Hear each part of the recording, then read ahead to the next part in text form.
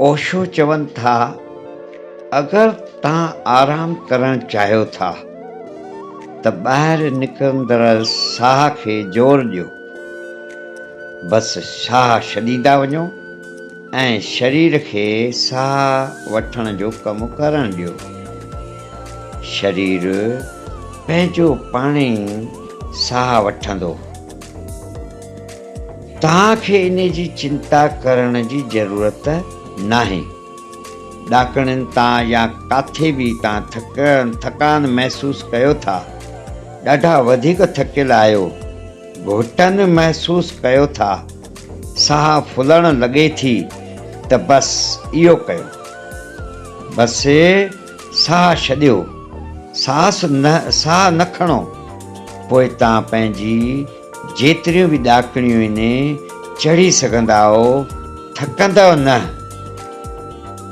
Osho.